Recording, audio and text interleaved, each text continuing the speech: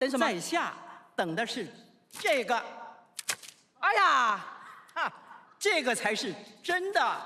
耶，音效奖，对不对？这就是我们来的目的。第60届广播金钟音效奖入围的有。 音效奖入围的有快去准备下凡吧。米娅许元慧、Mindy 黄明安，月老不在家。内政部警政署警察广播电台。下一步会怎么做？还有狮子会官。程川福、李正纯，实景会换。财团法人中央广播电台。周瑜群、林云轩、谢祥士、徐雨柔 ，Listen 看得见的广播剧，国立教育广播电台。不要忽快忽慢。季节蔡宜颖，技职翻转人生，国立教育广播电台。他穿过热闹的街头，陈毅，周末放音乐，高雄广播电台。这个得奖的是。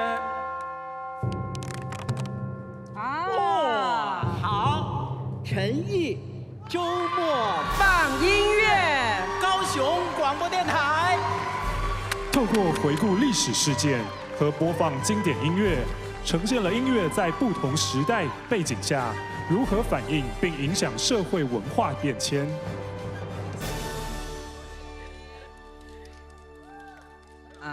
谢谢。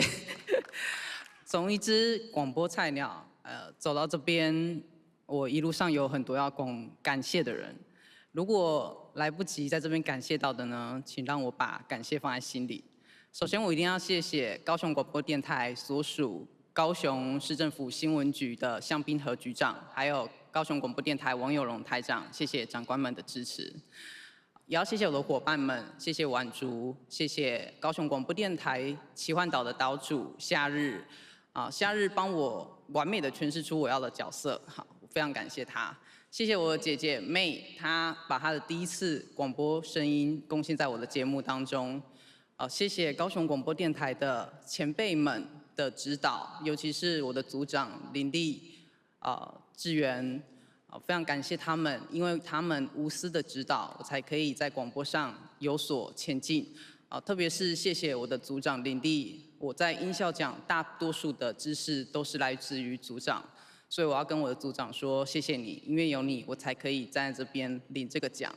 也谢谢我的家人们，我的弟弟、我的妈妈、我的姐姐，他们奔波着陪着我一起制装，非常感谢他们，他们今天有来。我跟我的家人们说谢谢你们，我爱你们。谢谢评审老师的肯定，谢谢大家，谢谢。